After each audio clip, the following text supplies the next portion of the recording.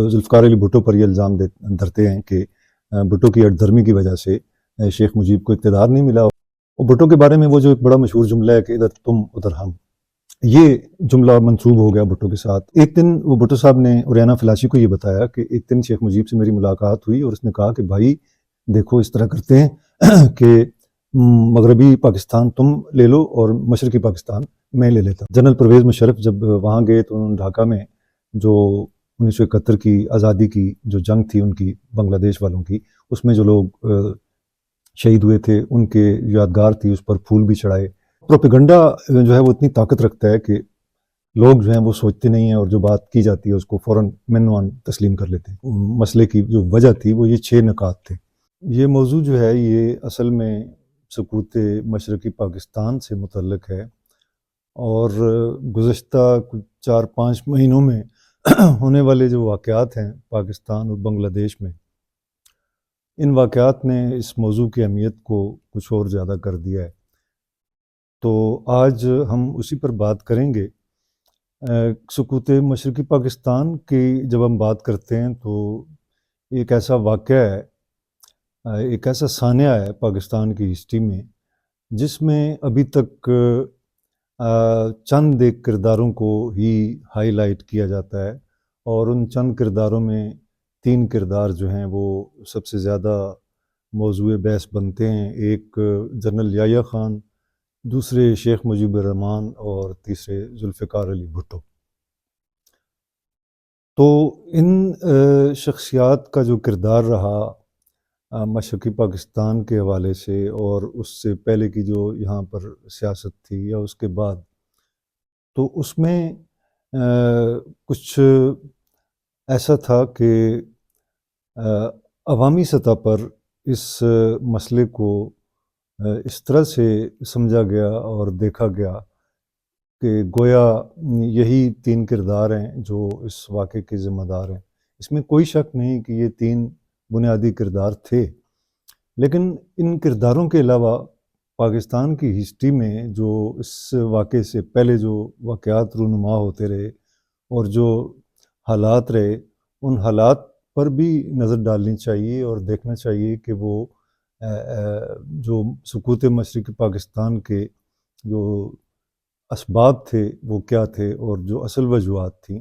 اور یہ سلسلہ کب سے شروع ہوا اور کب جا کر یہ مشرقی پاکستان کی علیحدگی میں کلمینیٹ ہوا. تو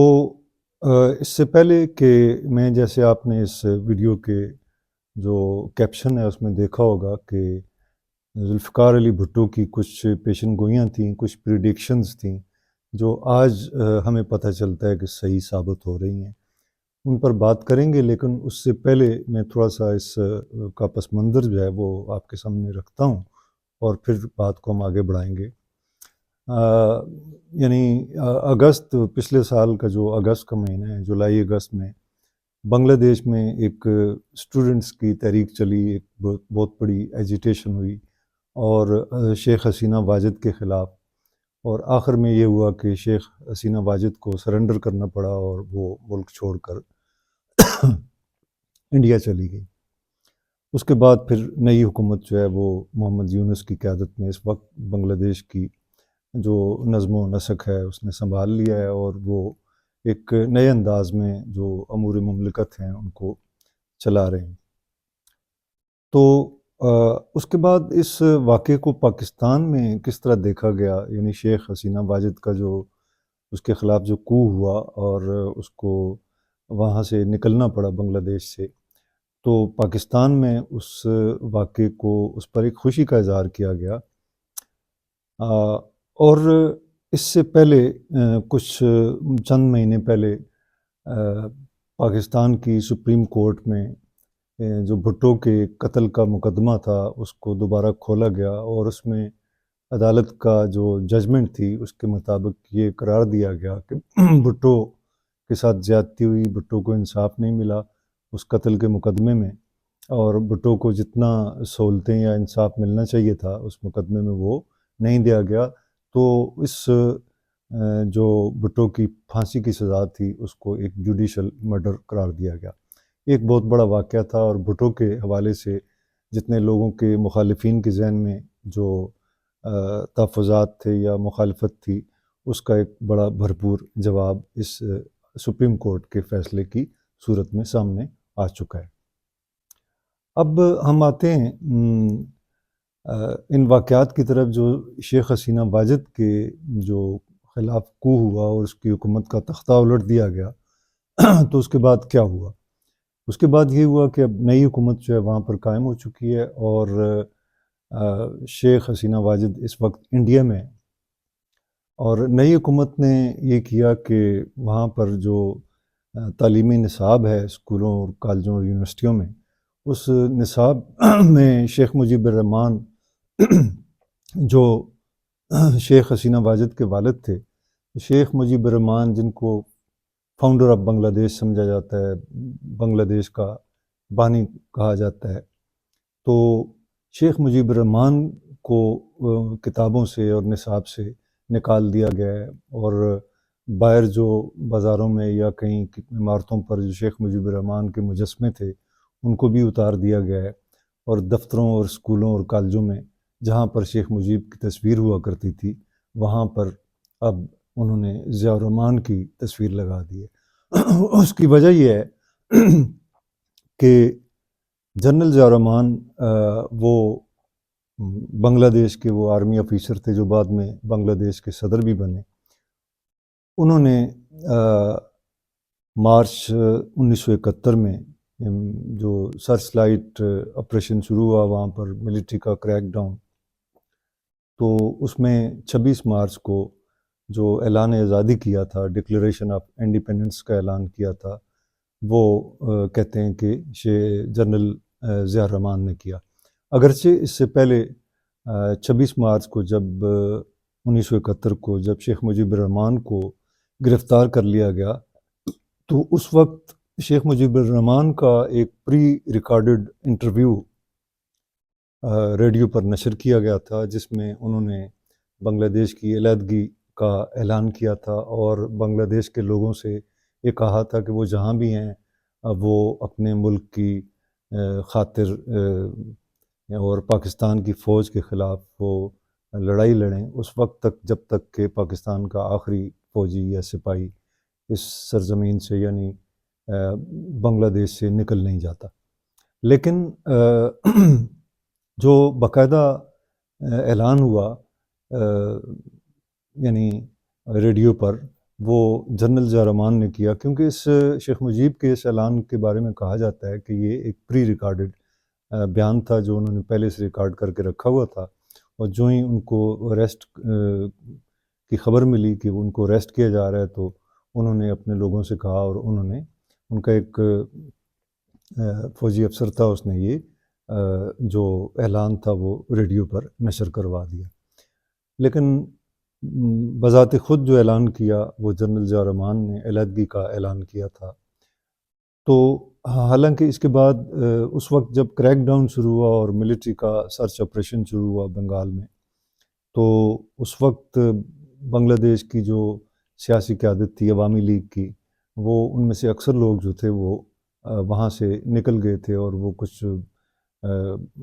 کلکتہ میں اور انڈیا میں چلے گئے، یعنی اس کریک ڈاؤن سے بچنے کے لیے۔ لیکن شیخ مجیب کو گرفتار کر لیا گیا تھا۔ وہاں پر انہوں نے مجیب نگر میں یہ جو لوگ تھے عوامی لیگ کے، انہوں نے وہاں سے بھی ایک 10 اپریل کو بعد میں جب فوجی آپریشن جاری تھا بنگال میں، تو اس وقت وہاں سے انہوں نے ایک اعلان آزادی کیا۔ تو بہت سارے میں آزادی کے ڈکلیریشن ہوئے 2 یا 3، لیکن جنرل ضیاء الرحمن وہ شخص تھے کہ جنہوں نے اس وقت ڈکلیریشن آف انڈیپینڈنس کا اعلان کیا، اور چونکہ وہ شیخ مجیب کے ساتھ ان کا اختلاف یہ تھا، گو کہ وہ آرمی کے آفیسر تھے لیکن وہ پرو انڈین نہیں تھے، تو لہٰذا آج شیخ حسینہ واجد کی حکومت کا تختہ الٹنے کے بعد ایک بہت بڑی تبدیلی آئی بنگلہ دیش میں، اور وہ جو لوگ ہیں بنگلہ دیش کے جو عوامی لیگ کے یا شیخ مجیب یا شیخ حسینہ واجد کے پالیسیوں کے خلاف انہوں نے احتجاج علم احتجاج بلند کیا، اور اس کو وہاں سے بھاگنے پر مجبور کر دیا۔ تو ان لوگوں کے نزدیک جنرل ضیاء الرحمن جو ہے،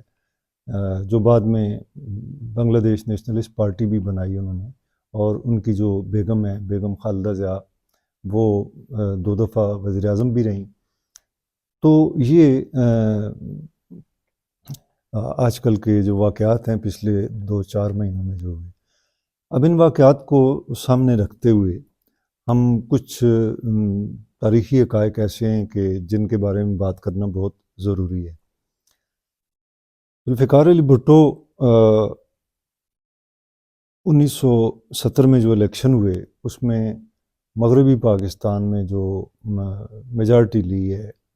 وہ پاکستان پیپلز پارٹی نے لی، اور مشرقی پاکستان یعنی اس وقت جو مشرقی پاکستان تھا اس میں جو میجارٹی تھی وہ شیخ مجیب نے لے لی۔ صرف 2 سیٹیں جو تھیں وہ عوامی لیگ سے باہر تھیں، باقی ساری سیٹیں عوامی لیگ نے جیت لی۔ اور اس کے بعد پھر اسمبلی کا اجلاس جو جنرل یحییٰ خان نے بلایا تھا 3 مارچ 1971 کو، وہ بعد میں اجلاس جو ہے وہ ملتوی کر دیا گیا، اور ایک ڈیڈ لاک پیدا ہوا۔ اور اس ڈیڈ لاک کو سمجھنے کے لیے اس کو سطحی انداز میں دیکھنے کی بجائے اگر گہرائی میں جایا جائے اور وہ تمام جو تاریخی اس کے جو پہلو ہیں ان پر نظر ڈالی جائے تو بات سمجھ میں آئے گی۔ ورنہ عوامی سطح پر چونکہ اس وقت پاکستان کے اندر بڑی جماعتیں تھیں، پاکستان پیپلز پارٹی تھی، عوامی لیگ تھی، جماعت اسلامی تھی، اور مسلم لیگ اس وقت اتنی اس پوزیشن میں نہیں تھی، لیکن پھر بھی یہ جماعتیں تھیں۔ ان کے آپس میں اختلافات بھی تھے، بھٹو کے ساتھ لوگوں کے اختلافات تھے، شیخ مجیب کے ساتھ تھے، اور جماعت اسلامی کے ساتھ تھے۔ تو اس وقت یہ جو پولرائزیشن تھی سیاسی سطح کے اوپر، اس میں یہ واقعہ جو تھا اس کو ہر سیاسی قوت جو تھی یا جو لوگ تھے وہ اپنے اپنے زاویے سے دیکھ رہے تھے۔ تو جب پاکستان علیحدہ ہو گیا، انڈیا نے جو ہے وہ فوج کشی کی، اس میں فوج کشی کی مشرقی پاکستان میں، تو اس وقت پھر انڈیا کی فوج اور مکتی بانی جو ایک تنظیم تھی ان کی بنگالیوں کی، اور جو بنگال کی فوج تھی، ان تینوں نے مل کر پاکستان کی فوج کے خلاف ایک جنگ کی، اور اس کے نتیجے میں ظاہر ہے اس کا منطقی نتیجہ یہی تھا کہ جو مشرقی پاکستان جو مغربی پاکستان سے 1000 میل دور تھا، درمیان میں سمندر آتا ہے اور انڈیا آتا ہے، تو وہاں پر اکیلی پاکستان کی فوج جو تھی وہ اس نے لڑائی لڑی، لیکن اسے شکست ہوئی، اور اس کے نتیجے میں یہ مشرقی پاکستان ہم سے علیحدہ ہو گیا۔ یہ بہت افسوسناک واقعہ تھا، ایسا نہیں ہونا چاہیے تھا، لیکن اگر ایسا ہو گیا تو دیکھنا یہ ہے کہ کون سے حالات تھے، کون سے اسباب تھے جن کے نتیجے میں یہ واقعہ ہوا۔ اب جو بنگلہ دیش کا یوم آزادی منایا جاتا ہے، ان کا جو قومی دن ہے، وہ 26 مارچ 1971 ہے۔ تو 26 مارچ کو فوجی آپریشن سرچ لائٹ شروع ہوا، اور 16 دسمبر 1971 کو وہ آپریشن ختم ہوا، اور اس کے بعد پھر مشرقی پاکستان باقاعدہ طور پر پاکستان سے علیحدہ ہو گیا۔ لیکن اس میں اب بات جب کی جاتی ہے تو اس کا کچھ جو سیاسی مخالفین تھے بھٹو کے اس زمانے میں اور اس کے بعد، وہ بھٹو ذوالفقار علی بھٹو پر یہ الزام دھرتے ہیں کہ بھٹو کی ہٹ دھرمی کی وجہ سے شیخ مجیب کو اقتدار نہیں ملا، اور اس کے نتیجے میں یہ پاکستان جو ہے وہ علیحدہ ہو گیا۔ لیکن اس کے لیے یہ جاننا ضروری ہے کہ شیخ مجیب الرحمن جب 70 کا الیکشن لڑا تھا، تو وہ الیکشن جو لڑا اس نے، اس الیکشن کی جو مہم تھی، انتخابی مہم، اس میں جو مہم میں جو منشور تھا شیخ مجیب الرحمن کا، وہ 6 نکات تھے۔ تو اس نے وہ الیکشن 6 نکات کی بنیاد پر جیتا تھا، اور یہ 6 نکات جو تھے وہ ایسے نکات تھے جو اصل جو بون آف کنٹینشن تھی، جو اصل مسئلے کی جو وجہ تھی، وہ یہ 6 نکات تھے۔ اب ان 6 نکات کے نتیجے میں یہ ہوا کہ وہ ڈیڈ لاک پیدا ہو گیا، کیونکہ شیخ مجیب الرحمن اقتدار تو حاصل کرنا چاہتا تھا، وہ ظاہر رائٹ بھی تھا کہ ایک میجارٹی پارٹی تھی، لیکن شرط یہ تھی کہ ان 6 نکات کو تسلیم کیا جائے۔ اصل میں یہ ہوا کہ شیخ مجیب الرحمن کا پروگرام یہ تھا کہ وہ سرحد اور بلوچستان کی جو قوم پرست سیاسی قوتیں ہیں ان کے ساتھ مل کر ان 6 نکات کی بنیاد پر ایک نیا آئین بنانا چاہتا تھا، اور اس نئے آئین کے مطابق یعنی پروونشل اٹانومی اس قدر ایک اس کا جو کوانٹم آف اٹانومی جو تھا ان 6 نکات کے مطابق وہ اتنا تھا کہ اگر وہ مان لیے جاتے تو پاکستان جو ہے اس کے 4 صوبے بلکہ اس وقت جو 5 صوبے تھے وہ ان کی فیڈریشن ٹوٹ جاتی اور وہ 5 حصے بن جاتے، کنفیڈریشن بن جاتی، گویا پاکستان جو ہے وہ 5 ٹکڑوں میں تقسیم ہو جاتا۔ اب یہی بات ہے، حقیقت ہے، اور لیکن جو مخالفین تھے انہوں نے ایک جملہ بھٹو کے ساتھ منسوب کیا اور اسی کی بنیاد پر آج تک اس کو مشرقی پاکستان کی علیحدگی کا ذمہ دار قرار دیا جاتا ہے، جو کہ ایک مناسب بات نہیں ہے۔ بغیر جو ہے وہ حقیقت پسندانہ ایک نظر سے اس واقعے کو دیکھنے کے ایک تعصب کی بنیاد پر دیکھا جاتا ہے۔ اور بھٹو کے بارے میں وہ جو ایک بڑا مشہور جملہ ہے کہ ادھر تم ادھر ہم، یہ جملہ منسوب ہو گیا بھٹو کے ساتھ، اور اسی کی بنیاد پر لوگوں نے یہ کہا جی کہ یہ بھٹو نے اس کو شیخ مجیب کے اقتدار کو تسلیم نہیں کیا، اس کے حق کو تسلیم نہیں کیا، اور اس کے نتیجے میں پاکستان ٹوٹ گیا۔ تو اس کی حقیقت یہ ہے کہ اس زمانے میں 1970 میں ایک اخبار تھا، اس کا نام تھا روزنامہ آزاد۔ تو یہ اخبار حمید اختر، عبداللہ ملک اور آئی رحمان اور عباس عطر نے مل کر نکالا تھا۔ تو عباس عطر نے اس بات کا اعتراف کیا ہے کہ وہ جو اخبار میں سرخی لگی تھی وہ صرف اس ایک اخبار میں سرخی لگائی گئی تھی، اور عباس عطر نے کئی مختلف فورم پر یہ اس بات کا اعتراف کیا ہے کہ یہ سرخی انہوں نے خود لگائی تھی، اپنی طرف سے لگائی تھی، یہ بھٹو کے الفاظ نہیں تھے۔ بھٹو نے یہ الفاظ کبھی نہیں کہے، اور اس اخبار کے علاوہ باقی کسی اخبار میں بھی یہ سرخی نہیں لگی تھی۔ اگر بھٹو نے واقعی یہ بات کہی ہوتی تو ظاہر ہے وہ پورے پاکستان کے اخبارات کی سرخی بنتی۔ تو عباس عطر کے مطابق یہ سرخی انہوں نے جو بھٹو کی تقاریر تھیں، شیخ مجیب کی جو اس زمانے کی تقاریر تھیں اور جو حالات چل رہے تھے، جو خبریں آ رہی تھیں، ان سے ایک نچوڑ نکال کے تو عباس عطر نے وہ خبر لگا دی، اور اس پر عبداللہ ملک جو تھے انہوں نے بڑی برہمی کا اظہار بھی کیا، اور خود عباس عطر نے اس پر شرمندگی کا اظہار کیا اور افسوس کا اظہار کیا اور اس کو اپنی غلطی تسلیم کیا۔ اصل میں بات یہ ہے کہ اب پروپیگنڈا جو ہے وہ اتنی طاقت رکھتا ہے کہ لوگ جو ہیں وہ سوچتے نہیں ہیں، اور جو بات کی جاتی ہے اس کو فوراً منوان تسلیم کر لیتے ہیں۔ حقیقت یہ ہے کہ ذوالفقار علی بھٹو نے 1972 میں اوریانہ فلاشی کو انٹرویو دیتے ہوئے یہ بات بتائی تھی اس کو، اوریانہ فلاشی کو، کہ ایک دن، یعنی اسی زمانے کی بات ہے، 1971 کی، دسمبر سے پہلے کی بات ہے، غالباً یہ مارچ یا اپریل کی بات ہے یا فروری کی بات ہے 1971 کی، کہ وہ شیخ مجیب سے ملاقات ہوئی، اور شیخ مجیب جو تھا وہ مصر تھا کہ اس کے 6 نکات جو ہیں وہ تسلیم کر لیے جائیں، اور اس کے بعد پھر بات آگے بڑھ سکتی ہے۔ لیکن وہ 6 نکات کی حقیقت میں نے آپ کو بتا دی کہ اس کے نتیجے میں یعنی صوبوں کو اگر فارن ٹریڈ کی اور فارن ریلیشن قائم کرنے کی اگر اختیار مل جاتا تو پھر پاکستان کی فیڈریشن جو ہے وہ ظاہر ہے وہ ختم ہو جاتی، اور پاکستان کی جو سالمیت تھی اور یونٹی جو تھی، یکجہتی، وہ ظاہر ہے وہ برقرار نہ رہ سکتی۔ تو ایک دن وہ بھٹو صاحب نے اوریانہ فلاشی کو یہ بتایا کہ ایک دن شیخ مجیب سے میری ملاقات ہوئی، اور اس نے کہا کہ بھائی دیکھو اس طرح کرتے ہیں کہ مغربی پاکستان تم لے لو اور مشرقی پاکستان میں لے لیتا ہوں۔ یہ بات، یہ الفاظ شیخ مجیب کے تھے، یہ شیخ مجیب کے الفاظ تھے جو بھٹو صاحب نے اپنے انٹرویو میں اوریانہ فلاشی کو بتائے، اور اس بات کو توڑ مروڑ کر بھٹو کے ساتھ منسوب کر دیا گیا۔ ایک تو یہ ہو گیا، اور دوسری بات یہ ہے کہ اب عوامی لیگ اور شیخ مجیب کا جو اصرار تھا 6 نکات پر، یہ اصل میں مسئلے کی وجہ تھا۔ ورنہ آپ اگر دیکھیں تو بنگالیوں کو ان کے حقوق جو تھے، یہ درست ہے کہ کچھ زیادتیاں ہوئیں، کچھ ایسے مسائل تھے سینٹر کی طرف سے کہ ان کے جو حقوق تھے ان کو نہیں ملے، لیکن یہ تو سارے صوبوں کے ساتھ ہوتا ہے، کبھی ایک صوبہ گلہ کرتا ہے، کبھی دوسرا صوبہ گلہ کرتا ہے، فیڈریشن کے اندر یہ مسائل ہوتے ہیں۔ لیکن اس سے پہلے یعنی 1947 سے لے کر 1971 تک یہ جو 22-23 سال بنتے ہیں، اس میں آپ دیکھیں تو 4 بنگالی وزیر اعظم گزرے ہیں پاکستان کے، ایک خواجہ ناظم الدین،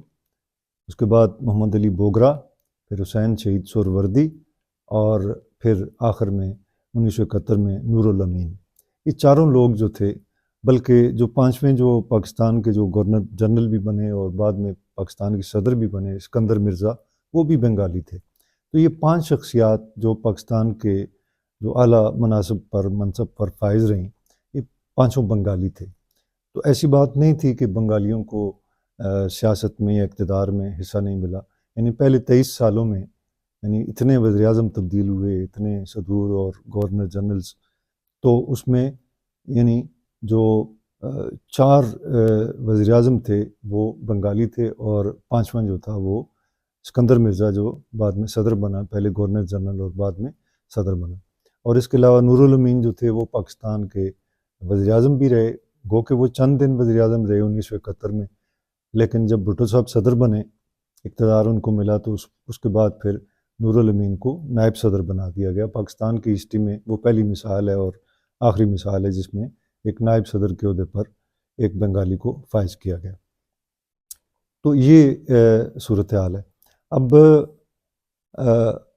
جہاں تک تعلق ہے جو ملٹری آپریشن ہوا اور اس میں زیادتیاں ہوئیں اور جو وہاں پر قتل عام ہوا، یہ ٹھیک ہے، یہ سب کچھ ہوا وہاں پر، لیکن وہ حالات جو پیدا کر دیے گئے تھے وہ ایسے تھے۔ اس سے پہلے جیسے میں نے کہا کہ وہ 5 لوگ، اور اس کے علاوہ بہت سارے کردار ہیں بنگال کے جنہوں نے پاکستان کی جو مرکزی جو سیاست تھی اس میں بڑا اہم اور بڑا مثبت کردار ادا کیا، لیکن شیخ مجیب الرحمان کو یہ 6 نکات لے بیٹھے اور اس کے نتیجے میں یہ واقعہ رونما ہو گیا۔ تو بنگلہ دیش کے اور پاکستان کے پھر ظاہر حالات جو ہیں وہ تعلقات متاثر ہوئے۔ اگرچہ شیخ مجیب نے 1974 میں جو عالمی سربراہی کانفرنس ہوئی تھی مسلمانوں کی، اس میں بھی شرکت کی تھی، لیکن تعلقات جو تھے وہ پاکستان کے اس کے وہ اچھے نہیں رہے۔ تو بڑا ایک پاکستان کی تاریخ کا ایک ایسا واقعہ ہے کہ جس نے سب لوگوں کے جذبات اور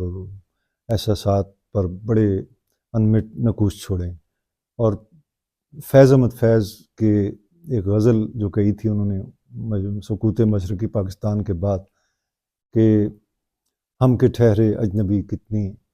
ملاقاتوں کے بعد، پھر بنیں گے آشنا کتنی مداراتوں کے بعد، اور کب نظر میں آئے گی بے داغ سبزے کی بہار، خون کے دھبے دھلیں گے کتنی برساتوں کے بعد۔ اب یہ جو غزل ہے اور یہ شعر جن میں فیض ایک امید کا اظہار کرتے ہیں کہ یہ جو خون کے دھبے ہیں، کوئی ایسی برسات ہو کہ یہ خون کے دھبے دھل جائیں اور ہم دوبارہ آشنا ہو جائیں۔ یہ تو ایک شاعر کی سوچ تھی اور شاعر کے جذبات تھے جس کی ترجمانی انہوں نے لوگوں کی اپنے ان شعروں کی شکل میں کی۔ لیکن اب میں ایک جس طرف آ رہا ہوں وہ ایک سیاسی پریڈکشنز جو ذوالفقار علی بھٹو نے اس وقت کی تھیں وہ، لیکن اس سے پہلے میں آپ کو ایک اور بات بتا دوں کہ ان پاکستان اور بنگلہ دیش کے تعلقات کو بہتر بنانے کے لیے کام ہوتا رہا ہے، اور ابھی جس طرح شیخ حسینہ واجد کے تختہ الٹنے کے بعد نئی حکومت بنی، تو بنگلہ دیش کے جو پرنسپل اسٹاف آفیسر ہیں، جو ان کی second in command general Qamar الاسلام،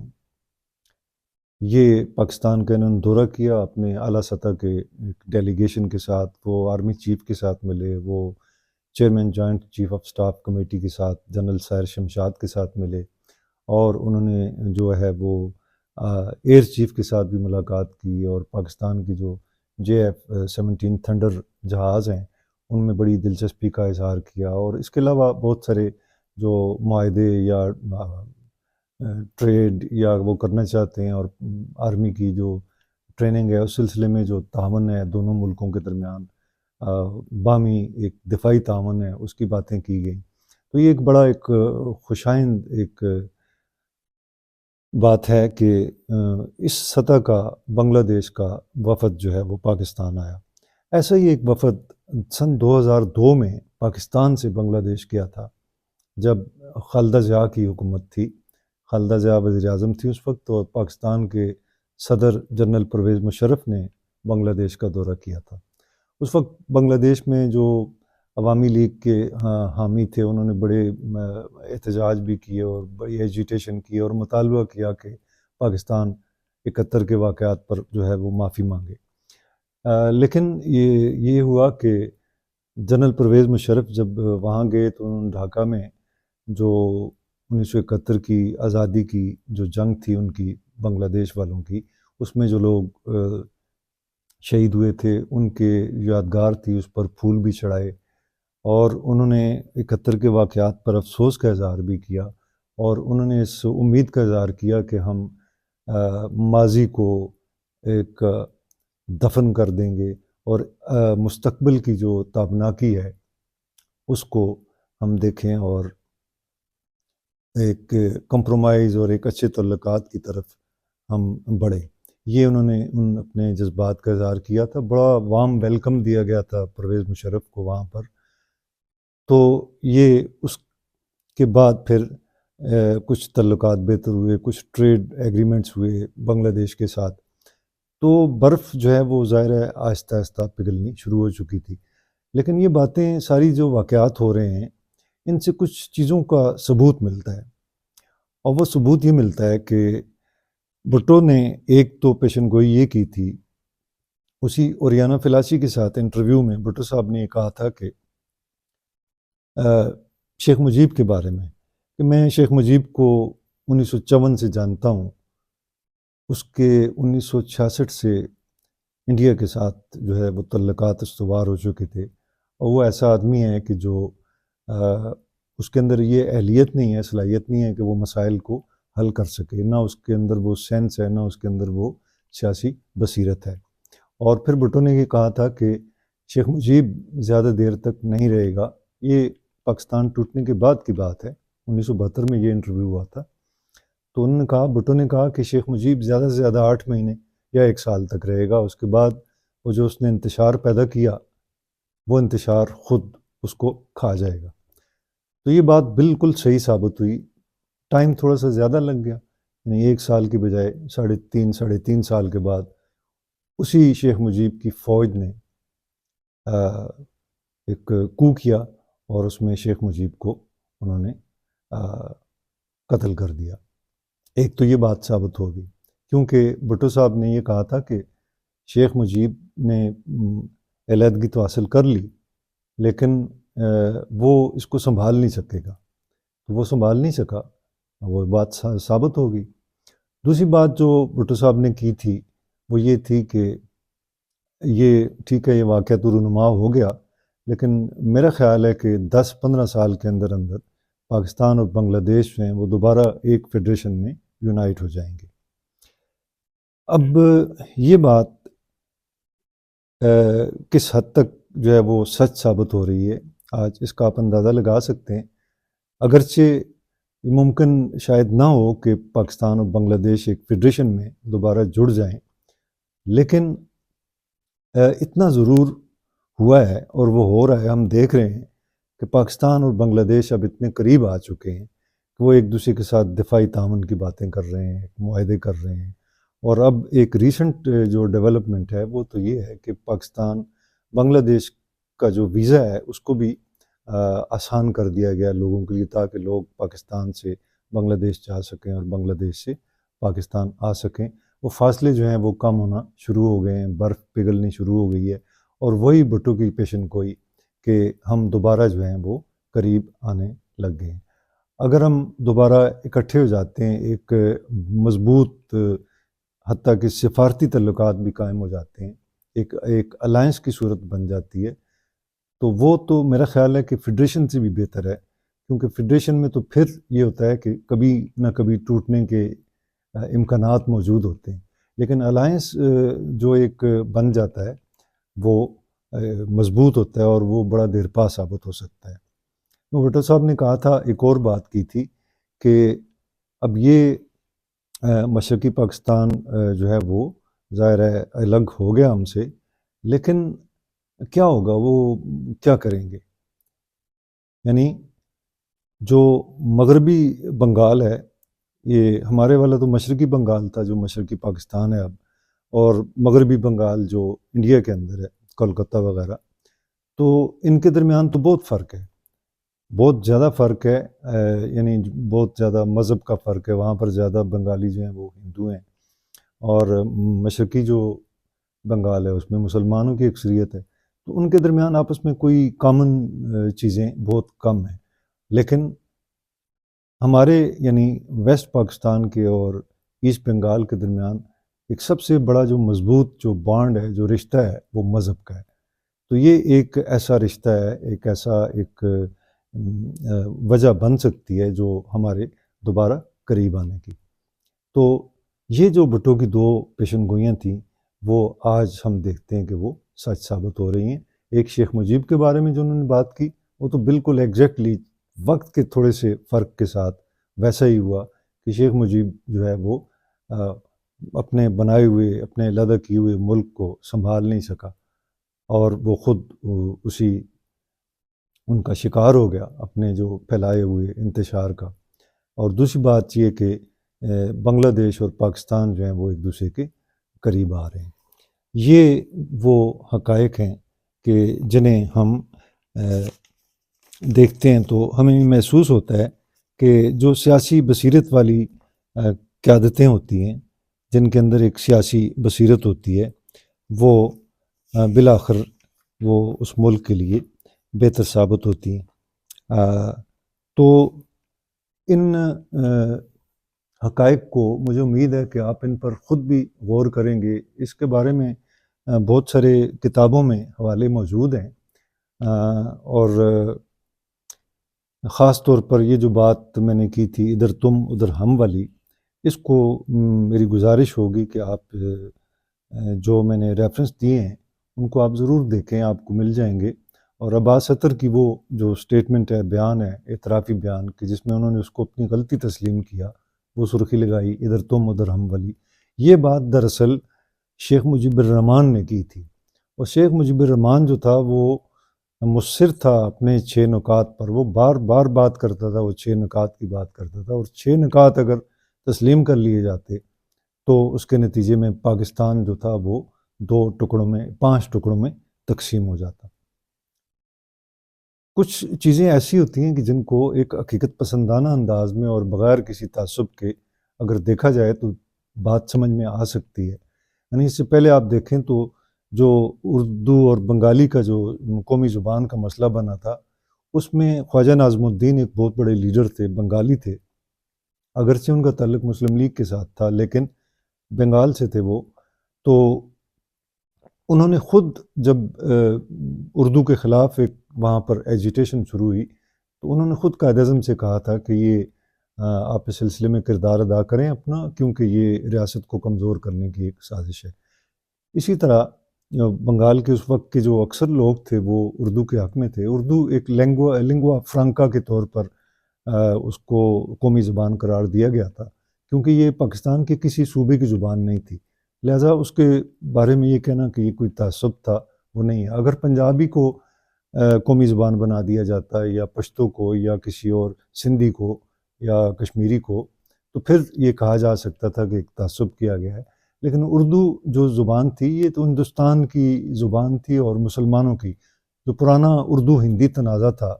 وہ تو اس بات کا سب سے بڑا بین ثبوت ہے کہ یہ تنازع جو تھا ہندی اور اردو کا، یہ ہندوؤں اور مسلمانوں کے درمیان تھا، تو وہی مسلمان تھے ہندوستان کے جو بعد میں مشرقی پاکستان میں آئے تھے اور مغربی پاکستان میں تھے، تو اس وقت تو مسلمان جو تھے وہ اردو کو اپنی زبان سمجھتے تھے. تو یہ کیا ہوا کہ جب ہندوستان تقسیم ہو گیا تو اس کے بعد پھر اس زبان کو ہم اس کے بارے میں یہ ایک متعصبانہ رویہ جو ہے وہ اختیار کر لیتے ہیں. تو یہ بات نہیں تھی. اس وقت بھی بنگالیوں کی جو اکثریت تھی وہ شروع میں اردو کے حق میں تھی. بعد میں یہ ہوا کہ اس پر خواجہ نظم الدین نے خود اس خدشے کا اظہار کیا تھا کہ یہ جو اردو کے خلاف جو تحریک چل رہی ہے اس کے پیچھے ہندو جو مائنارٹیز ہیں، ہندو جو کمیونٹی ہے وہاں پر، یا شاید ہندوستان کی کوئی سازش تھی کہ یہاں پر اردو کے خلاف اور بنگالی کے حق میں، کیونکہ مشرقی پاکستان کی علیحدگی میں لوگ سمجھتے ہیں کہ یہ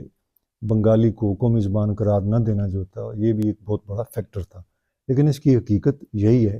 کہ ایسی بات نہیں تھی کہ اگر بنگالی کو وہ قرار دیا جاتا، وہ ایک صوبے کی زبان تھی، تو پھر تو کوئی بھی صوبہ یہ مطالبہ کر سکتا تھا کہ اس صوبے کی زبان کو، پنجابی کو، سندھی کو، پشتو کو قومی زبان قرار دیا جائے. تو یہ بات جو ہے یہ اس کی حقیقت یہ ہے. اس طرح جو جوائنٹ الیکٹوریٹ اور سیپریٹ الیکٹوریٹ کا مسئلہ تھا اس پر بھی ڈویژن آف اوپینین تھی اس وقت. لیکن ان ساری چیزوں کو سامنے رکھ کے دیکھا جائے تو بھٹو نے یہ کیا کہ بھٹو نے پاکستان کو اس کے 5 ٹکڑے ہونے سے بچایا، اور 2 ٹکڑے کرنے کی ذمہ داری جو تھی وہ ظاہر ہے اس میں 6 نکات کا بھی بڑا کردار تھا، اور یحییٰ خان کی جو پالیسیاں تھیں، یحییٰ خان کی جو کوتاہیاں تھیں، اور وہ بھی ایک بہت بڑا فیکٹر تھا. اگر یحییٰ خان ان مسائل کو پولیٹیکلی وقت پر اگر وہ ٹیکل کرتے تو شاید یہ نوبت نہ آتی، شاید ملٹری کا سرچ لائٹ آپریشن بھی نہ ہوتا، اور شاید علیحدگی کی نوبت بھی نہ آتی. شکریہ.